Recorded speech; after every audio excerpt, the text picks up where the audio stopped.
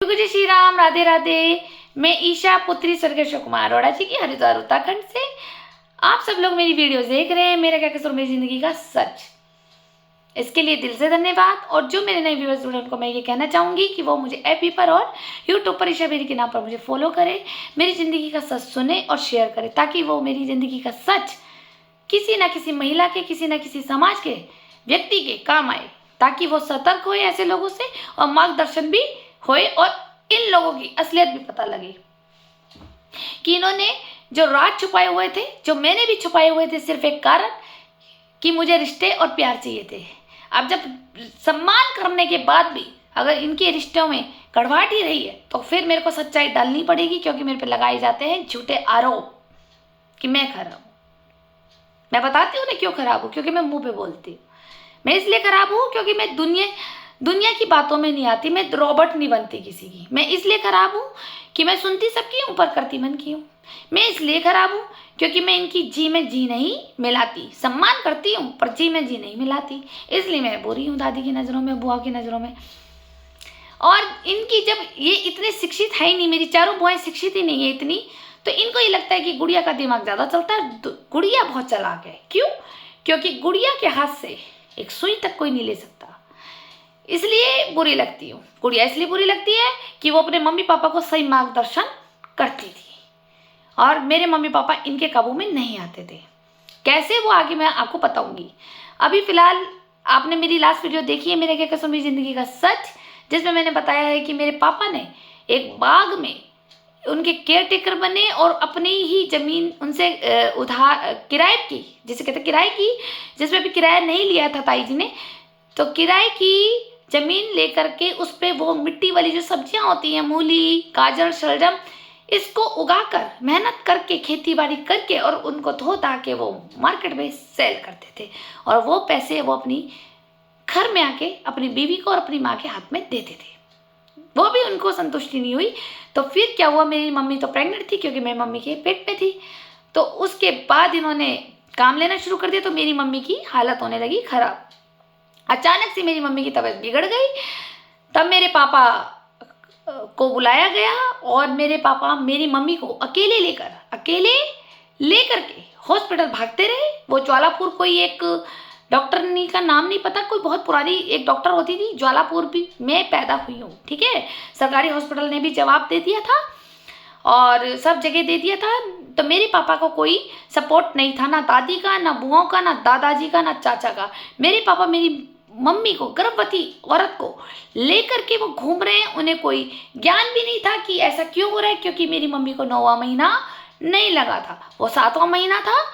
उनकी हालत बहुत ख़राब हो गई थी मेरी मम्मी की, कि उनको एक तो वो चूल्हा जला जला के उनके लंग्स में इन्फेक्शन हो गया, दूसरा वो ठंडे पानी में काम कर रही थी। मैं मार्च के महीने में पैदा हुई हूँ, तो अभी ये 7वें महीने में मैं पैदा हुई हूँ, ठीक है। मेरे को तो अभी 2 महीने बाद पैदा होना था। तो मेरी मम्मी की हो गई बहुत ज़्यादा प्रॉब्लम, जान खतरे में हो गई। मेरे पापा के पास इतने पैसे नहीं थे, वो अकेले धक्के खा रहे। क्या उस वक्त मेरी दादी को साथ नहीं जाना चाहिए था? क्या मेरे दादाजी को साथ नहीं जाना चाहिए था? या मेरे चाचा को नहीं जाना चाहिए था? भाभी भी तो माँ समान होती है। लेकिन नहीं, इन्होंने कहा अरे अपनी बीवी को ले गया तो ले जाने दो, धक्के खाता है खाए, मरती है मरे, हमें कोई फर्क नहीं पड़ता। जबकि मैं मम्मी की जब पेट में थी तो मैं उस अरोड़ा खानदान का पहला वारिस थी। इन्हें कोई टेंशन ही नहीं थी कि हमारे घर का वारिस को कुछ हो ना जाए, इन्हें कोई टेंशन नहीं थी। मेरे पापा अकेले धक्के खाते रहे। उसके बाद एक डॉक्टर ने रिस्क लिया जो ज्वालापुर में थी, मैं नाम भूल रही हूँ, मेरे को पता लगेगा तो मैं बताऊंगी। उस जमाने में हुआ करती थी वो ज्वालापुर में, छोटा सा उनका प्राइवेट क्लिनिक था। तो मेरी मम्मी की हालत बहुत ख़राब हो गई थी। मेरे पापा के पास कोई पैसे नहीं थे ज़्यादा उस वक्त। अगर आज तो 1-1 लाख रुपए में डिलीवरी होती है, तो मेरे पापा के पास पैसे भी नहीं थे। और केस बिगड़ गया कि ये तो डिलीवरी आज ही होगी कि बच्चा नीचे आ गया है बिल्कुल।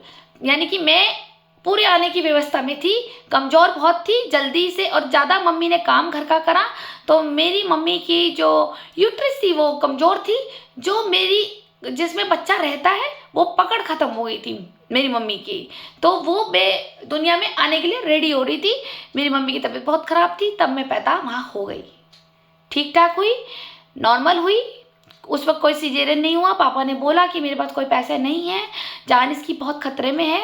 डॉक्टर ने बोला हम करेंगे आपकी मदद। तो मेरी उस डॉक्टर ने मेरे पापा की बहुत मदद करी। और फिर उस वक्त जब हॉस्पिटल में मैं पैदा हुई तो मुझे देखने आई थी शहनाज ताई जी और मेरी बड़ी मौसी किरण मल्होत्रा जी, और जो ये हरीश अंकल डिपो वाले हैं, इनकी वाइफ, ये तीनों हॉस्पिटल में आई थी। मेरी मम्मी के लिए शायद चाय नाश्ता भी लाई थी और इन्होंने थोड़ा सा फाइनेंशियल सपोर्ट भी किया था। मेरी मासी ने, बड़ी वाली ने, शहनाज ताई जी ने भी, और ये जो हरीश अंकल की जो वाइफ है, मेरे 3 भाइयों की मम्मी, तो इन्होंने भी बहुत ये फाइनेंशियल इतने मजबूत नहीं थे, लेकिन फिर भी एक मानसिक सपोर्ट मेरी मम्मी को करा, शारीरिक सपोर्ट करा। उनके पास बैठी, उनके पास ड्यूटी लगाई। सिर्फ मेरी मम्मी के पास ये 3 महिलाएं थी जिनका मैं इनको थैंक यू बोलती हूँ बहुत ज़्यादा।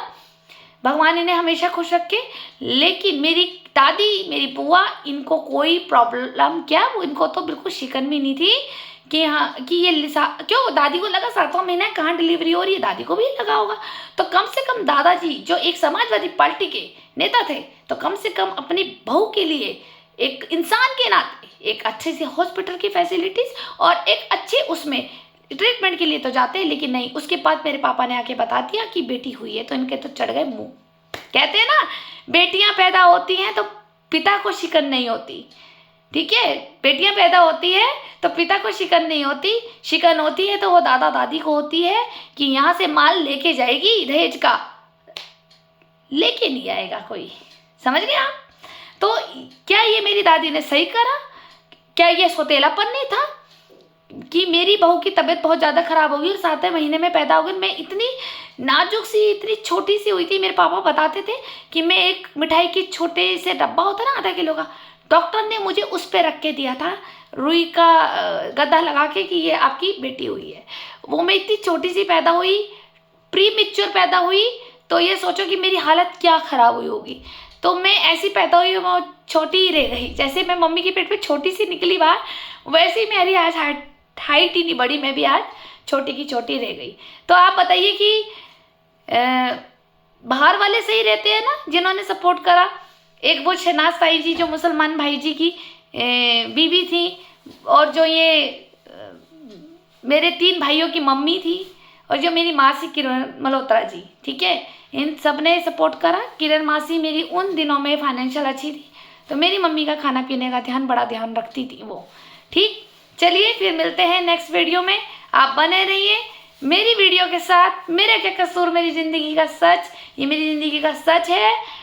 जो आप सुनेंगे तो आपको कुछ ना कुछ मोटिवेशनल बातें मेरी बातों से पता लगेगी, ताकि वो और किसी व्यक्ति के काम आए, और इसे शेयर कीजिए। इनकी ज़िंदगी का सच, जो ये झूठे नकाब पहने रखते हैं समाज के आगे कि हमें सम्मान मिले, लेकिन सम्मान वही माना जाता है जो ईश्वर से मिले, और ईश्वर से सम्मान तब मिलता है जब आपने कोई अच्छी नेकी करी होती है अपने ही व्यक्तियों के बीच में। चलिए फिर मिलते हैं नेक्स्ट वीडियो में। धन्यवाद।